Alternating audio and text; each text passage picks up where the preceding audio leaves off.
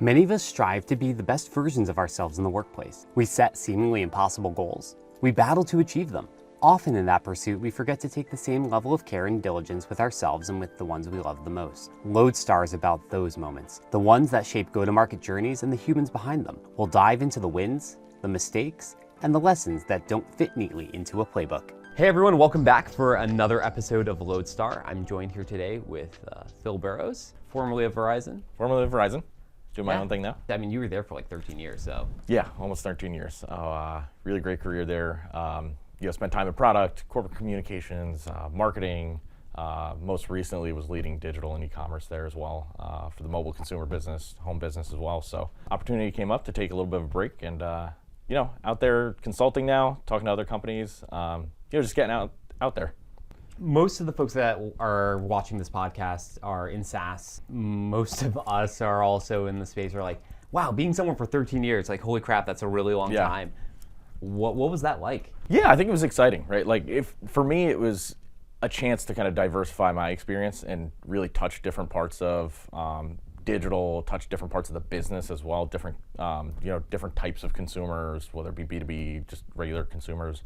So it was really interesting. I was able to learn a ton, at scale was the biggest thing for me, is just understanding like the whole operation. So, it's interesting when I'm talking to other peers out in the industry and whatnot, and smaller operations, and they're like, how do you get that much scale, right? Can you give an example? Recently, I was down in Texas, actually. We were talking about experimentation down at the folks at Spiro in Texas a few weeks ago, and, companies, buzzword on the street, AI. Everyone's talking about AI, obviously. But they're talking a lot about like, hey, some of the use cases that they're, developing in smaller groupings, smaller subsegments. But their challenge is like, okay, this is proven out, it's worked as an experimentation platform. How do we bring that to scale across everything we're doing as kind of the new operating model? And that's where, I love those conversations, because it's always like, everyone seems to lean into the technology piece of it a lot of the time, but there's the human element, there's the operating model. It's fundamentally changing how your organization looks like. And, I did that in my past. So when you scale out an org like that, what does experimentation look like? Is that a 2-person team, a 3-person team? What we've seen and what I've seen like that's worked is like those 3 to 5 person pod structures where they have complete autonomy and ownership over the total experience. And you give them the runway to go do what they do best. Like, that's where I've found success is, if you prescribe too heavily up front, like how to structure them, what they can and cannot do, you lose all the creativity in the process there. So what guardrails do you put in place? The guardrails that need to be in place are just more generally, here's how we're going to structure, here are the teams you're going to tap into, here's the data, giving you access, right? But it's really like, how do you let the experimentation actually happen with the customer? Meaning, like, if I say, hey, I want you to go test this thing to solve this problem, right?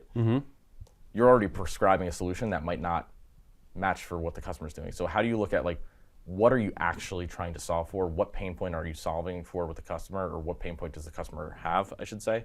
Give them space to solution that, but give them the guardrails. And where I say guardrails is that I always think about scalability in mind. If I were to do this, if I'm doing it for this subsegment, how could this be done across 1,000 different subsegments, right? And so you have to think about that in mind, because a lot of the times, everyone kind of gets mirrored in the shiny, like, hey, we're going to bring new technology or new MarTech in, right? And we're going to do this use case and blow it out of the water, hundreds of millions of dollars, great.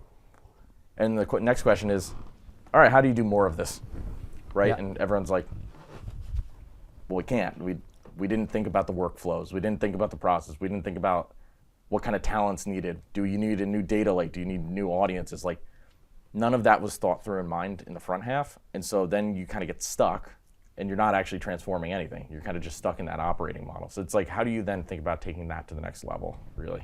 Is there a set budget that you would typically give a team like this to go out and play? It really depends on like the size of the business, right? I think we never really set a budget, at least in my experience. Like, we would dedicate resources, right, behind it, like people resources, obviously like development resources, right?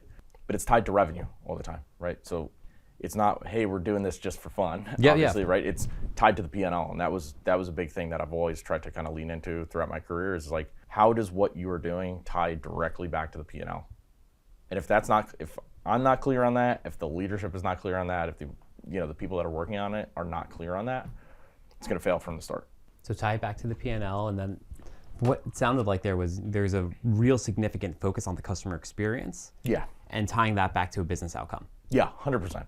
100%. Because there are things, listen, you think about it, like consumer expectations, especially now with AI and everything else going on, right? Like consumer, like the baseline for those expectations continues to rise. So there's things you just have to do to do good business, like what customers expect of you. It's another thing to then say like, hey, how do you then take that to the next level and really fundamentally change how you go to market to the customer? So like in that regard, like you have to get on board with this, right? So what are the next levels of that? You're starting to build out the processes. You have an operating cadence. Is it then building out the change management and how you roll that out to the field, and then how that ultimately ends up into the consumer experience? Yeah. So customer experience is obviously it's central to everything you're doing. Like that is like we used to talk about this way back in the day. Like it is the product. Right? Mm-hmm. Customer experience is the product. It is your value proposition. Like that's what customers expect, especially in this age where, and again, like AI does this too. Like, it kind of levels the playing field for a lot of people. It gives people a lot of access to do things much faster that they didn't have before. People can start brand new businesses. There's a lot of convergence across like different industries right now as far as that goes. So what are you then competing on, right? It's all those touch points, all those customer experiences that you're having. But listen, like if you don't get those operations right, like again, thinking about how many steps in the workflow do we have right now? How does that go to 1, right? Or 2 steps versus 10? That friction shows up to the customer. They see your business friction. Is that an internal workflow or a customer workflow? It's usually internal workflows that limit your ability to then go to market. Like if you think about, like I talk to a lot of people about personalization, right? Like so personalization, there's a lot of companies, one of my favorite companies that does it really well is Taco Bell. Like they do a fantastic job in their app-based and using data signals and behavioral signals like immediately. But I don't have the Taco Bell app, so what do they do that's so special? Yeah, so they'll use like, I used to drive home and I didn't do this all the time, right? Because I would... after hockey? Yeah, after hockey, late night Taco Bell. No, but they would send me, hey, listen, I'm driving home. They know I'm in the app, they know I'm a rewards member. They'll say, hey, listen, you're driving home something personalized, like between 2 and 4 right now, which is the timing I was going home, 15% off your order if you do it now, like for the first 30,000 members. So there's exclusivity, there's a little bit of FOMO in there too, but it was taking real-time signals based on my essentially like commuting patterns and delivering something to me real time. So in that regard, and doing that at scale is very hard to do. You're taking first-party data, Yep. You're finding proximity signals, and then Yep. you're sending a personalized incentive out into the field to try to capture. Exactly, and there's business outcomes to that too. Is hey, listen, that might be their downtime. Yeah, that's their slow period. If they can get people in the door there, like it all, and that's where it all links back to revenue and having consistency and like in your P&L. They do a fantastic job, in my opinion, of that. So yeah, back to your question, it's really about the internal workflows. Like, hey, listen, you could have like the best data in the world, right, or the best creative or the best marketing campaign. If you can't deliver that in a timely manner, does it even matter? Sounds like a lot of RevOps to me.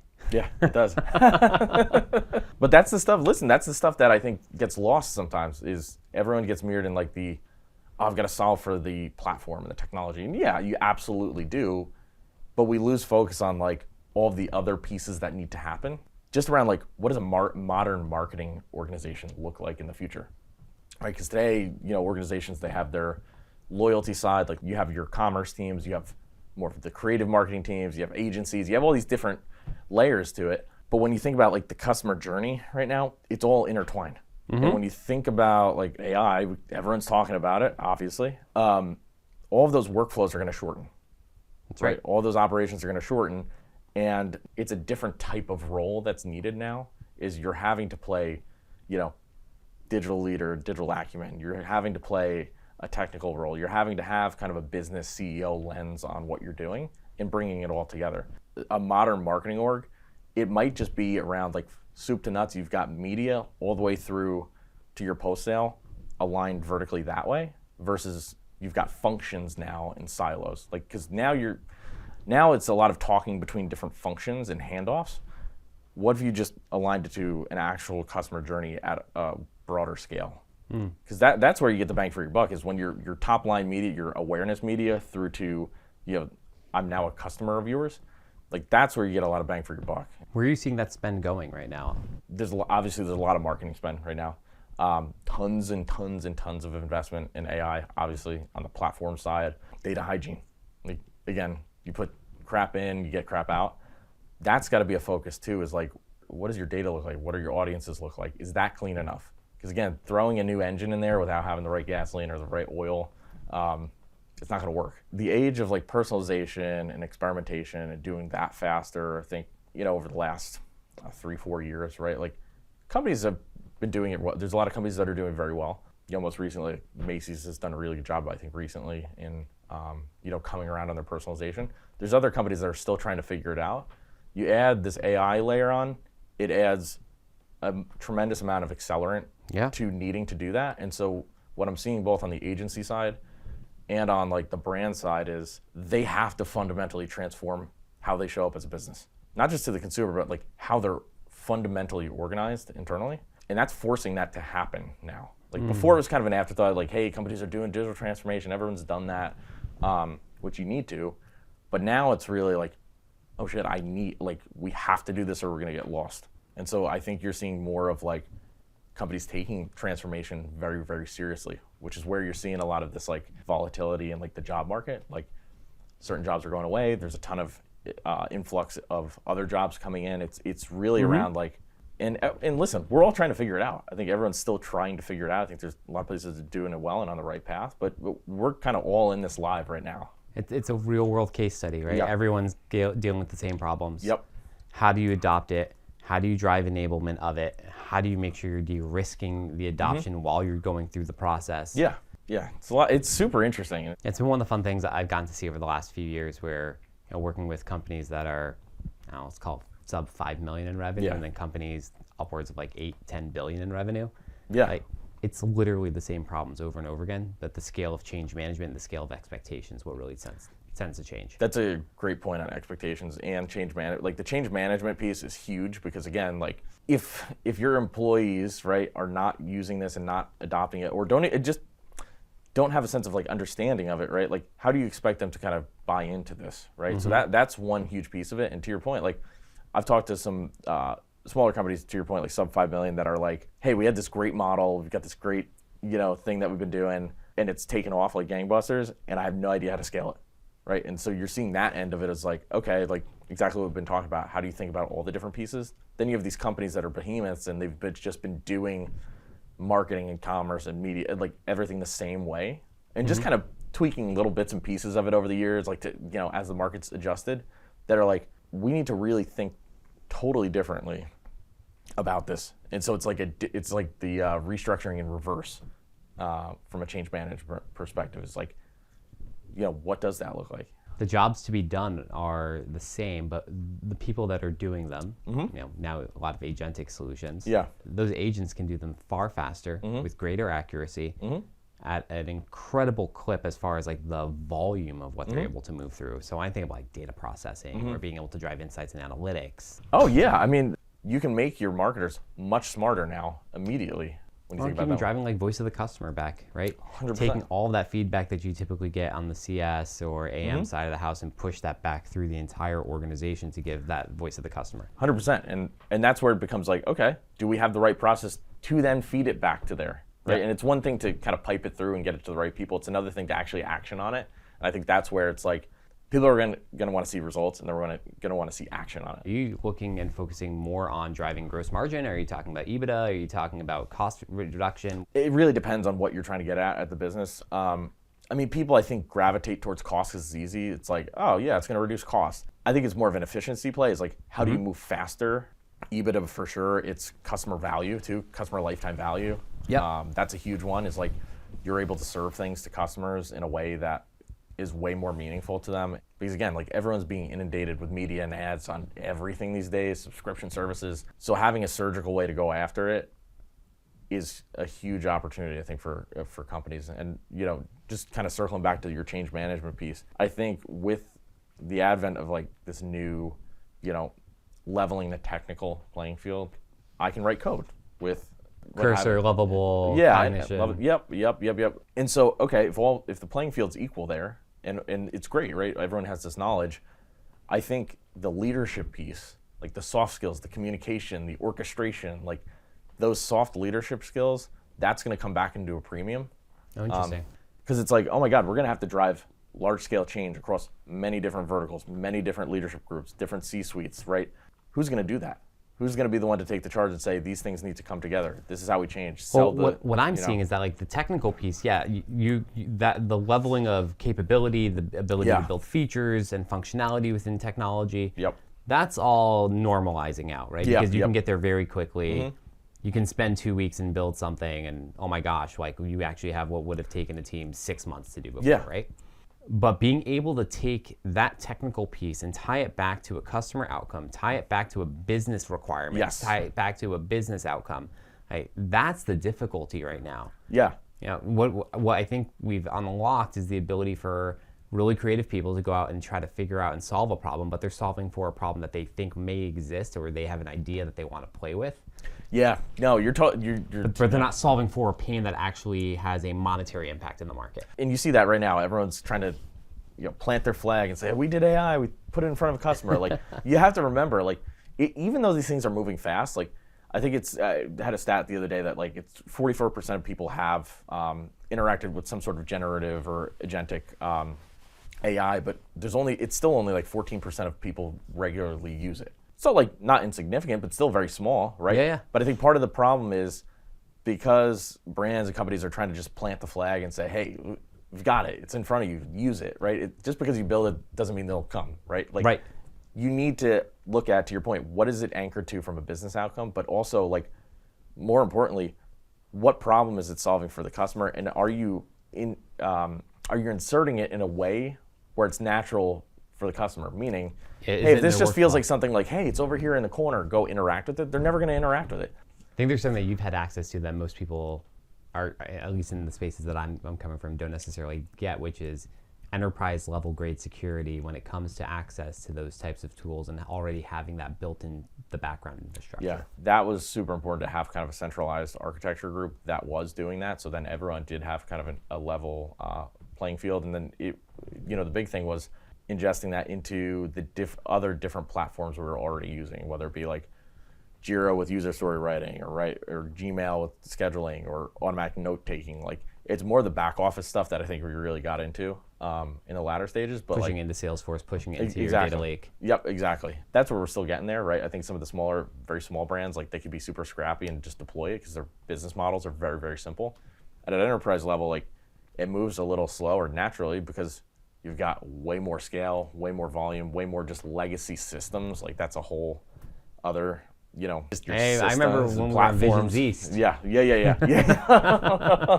Okay. So, you've been in leadership for a while. Yes. You spent all this time, you have an MBA, you put all this time and effort into being excellent at work. How do you show up with the same level of intentionality and intensity at home? I think, and you have more kids than I do.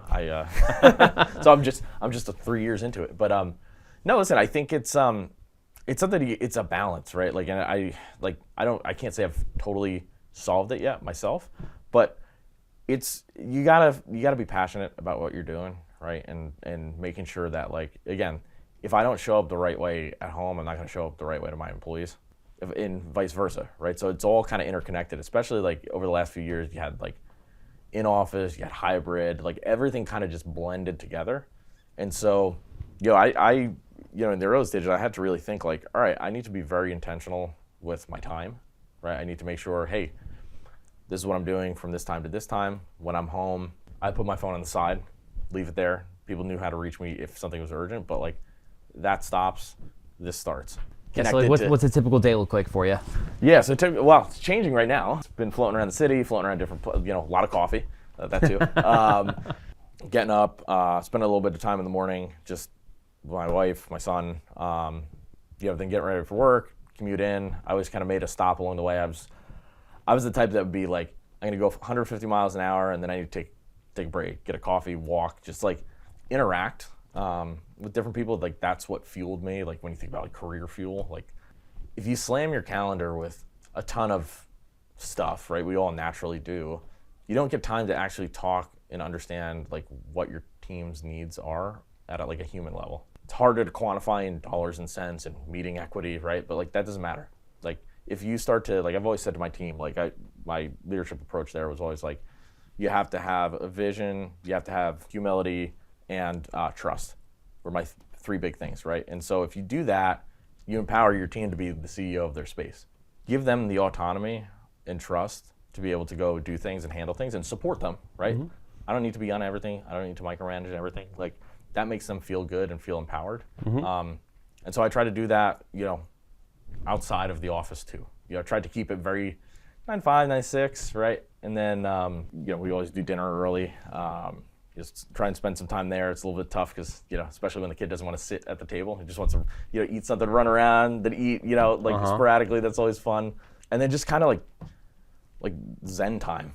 Honestly, like the end of the day, if I'm not playing hockey or, late night hockey, which is, my jam, that's like my version of going to the gym, if you will. Yeah, same here, right? Yeah, exactly. So, but a lot of the evenings are just like kind of like, me and my wife, it's just like, we'll just sit and just like, we'll talk, but sometimes we just sit there, watch TV, but we're just kind of like chilled out. Like, how do you turn it off? Well, I just learned how to turn off my phone. I showed you how to turn it off. Yeah, I didn't know how to turn off my phone, so thanks. Yeah. So we learned something new here today. If nothing else, we know how to turn off a phone.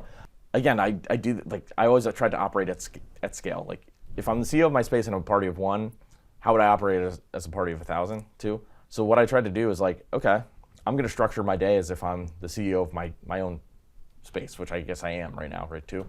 So it's having like a set, like these are the things I'm going to accomplish. These are the blocks of time. Like really just organizing yourself. Mm-hmm. Because if you're not organized yourself, you're going to show up sporadically. You're going to be all over the place for your team, for your family, everything else. Then it all blends together. If I just say, these are the things I need to accomplish today. And listen, there might be more. I could probably work till 10 o'clock at night doing things. There's always stuff on my mind that I'm like, I got to do more of this. I have to say, all right, at this point though, here's the 4 things I'm going to do when I find a coffee shop down here. These are going to get done today. These other 4 things, I have a block of time Friday. I'm going to crank those out. I'm going to put a calendar block and I'm going to put the tasks there. So it's really just organizing yourself, and that's helped me at least say, all right, I know I'm turning it off now. I know when I'm now spending time with family or friends or, just like investing in the human part of it. Because we all kind of get lost in the technology, and it's like you have to manage your time better and make sure the time is meaningful. Is that working its way into the weekends too? No, so on the weekends I'm kind of the opposite. It's actually funny. On the weekends I'm more like, let's just figure it out. Maybe we'll go here. We obviously she'll schedule stuff, right? But like I try to be more like loose on the weekends because you're so kind of, at least me, I was like so regimented during the week because I had to be. So like the weekend was my time to be like, I'm gonna like just completely shut that off and kind of go cold turkey, if you will. I feel like our weekends are always super scheduled with like the Costco run, church. Oh yeah, I mean there's all that kind of stuff like finds its way in. Like the kids are starting to do sports. Just wait. Yeah, I mean they are now. It's like birthday parties and school and stuff like that. Like that stuff's scheduled, but like for example, we don't have anything going on this weekend. And I'm like, that's okay. With the 9 to 5, it's interesting because this is the first time I feel like I can own my calendar. Yeah. And I found myself time blocking even more than I used to. Yes. To protect for time, like whether it's doing ops stuff or finance stuff or HR stuff, whatever it might be. And it's really curious, especially as you move into running your own thing. And I feel like I have to structure it more. Otherwise, it's just so easy to go down, and like I have 100 million ideas flying through my head at all times. If I don't structure that, I'm going to be all over the place. I'm going to burn out, And I talked to a few people, like, what kind of fuel you need? What are the things that are fueling you, right? Like, that's huge. And you don't think about it until you're just kind of in it. Fueling you both, like, as a person and then also fueling your business. Yeah. Because, listen, I think they're obviously linked. The outcome of your business is going to be based on, like, again, how much effort you're putting into it. Mm-hmm. If you're passionate about it, you're going to want to do it. Like, I was talking to my wife one night, she was like, oh, you should, like, take a break. I'm like, I don't mind doing this stuff, like, sometimes after hours. It's meaningful to me, and therefore that will have better outcomes, right? Yeah. If I don't like what I'm doing, that's not going to fuel me personally, and it's definitely not going to fuel my business or fuel any type of relationship or anything I'm doing, right? Like, that's super important. The way I tie that all back together is I'm a big StrengthsFinder guy. Yeah. So like my top 6 are strategy, Okay. ideation, Okay. achievement, Okay. competitiveness, which is Okay. the only thing that really fuels that right now is hockey. Yeah. Connectedness, Okay. and woo, which is like charisma. Yeah, I have woo in mine. Woo is one of them. Arranger is another one of them. Okay. A lot of mine too. Oh, communicator is another one of mine too. Because like my background, like I went to school for like PR and communications, and I had a mentor way back. I was like, I want to go into more of the digital space, right? I've got a communications background, but like I don't want people seeing me as a communications guy. And he said, listen, he's like, what makes me effective in my job? He's like, I started in treasury. He's like, that makes me effective for all these reasons behind the scenes as a CEO. He said, for you, as a product leader, it's not about saying, leave that behind. He said, embrace that. What makes you effective as a product or a digital leader is the ability to communicate. So he's like, do not run from that. Like, embrace that as your unique asset. And that's like stuck with me my entire career. Lean into what's made you successful in your foundation and use it as an asset and as an asset to go forward, you know? It's an accelerant and it's a unique identifier versus like a curse. Yeah, you shouldn't be ashamed of it. You should just own shit out of it, right? Like, Back on like just the time blocking side, do you have any rituals that you guys do on a regular basis to sort of keep the house going or keep like life? Oh man, that's a great rituals. I mean, we love to go to ShopRite. Yeah, hey. You know, we do our shopping trips, so that's fun. Like, yeah, he'll push his little cart around. Like, so we'll do that. We do on Mondays now. Like, my son will spend time at my mom's house. I'm lucky enough that she's very close by, so me and my wife have time to like actually eat dinner and like talk and like hang out, and like we've started to go out. So like we're starting to do more of that to like be intentional about like, all right, well this day he's gonna spend time here. That gives us time, obviously school and whatnot. And then we try to do like, Saturday mornings, like, all right, what's the plan ahead? Like, what do we need to put on the calendar? What do we need to go tackle? Like, what's the list? We spend a lot of time going to Home Depot, mostly because my son likes the Christmas characters there. But like even stuff like that, like just silly stuff, like, hey, let's get out of the house, let's go get a coffee, let's go. We try to like lean into those things, and they sound silly, but like it adds up and it matters. Like Intentional time together. Intentional time, yeah. Whether it's something super fancy and everyone's at the park or like whatever, or it's something just simple like, hey, I'm just cruising down the aisles at Target. You know? Give him a cardboard box. Ugh, don't even get me started. They have these Christmas cardboard boxes that are a huge pain in the ass to put together. But even an Amazon box, I cut a hole in it, and he was a robot for probably 3 weeks. I find myself, I was in Chicago for like 3.5, 4 days a couple weeks ago, and came home early on a 6 a.m. flight out of Chicago on a Friday, and spent the entire day with my family. We played in the afternoon. We all went out to dinner that night, and just like we had a day of like, Dad's not working today. Which is awesome. Which is so awesome. That matters too, because if you're your best self there and you're happy and you're doing that stuff, that fuels your work, and vice versa. Like it all is kind of interconnected. Yeah, I dig that. Thanks for coming on. Yeah. And thank you guys for watching another episode of LodeStar, and we'll be back with another one pretty soon. Have a great day.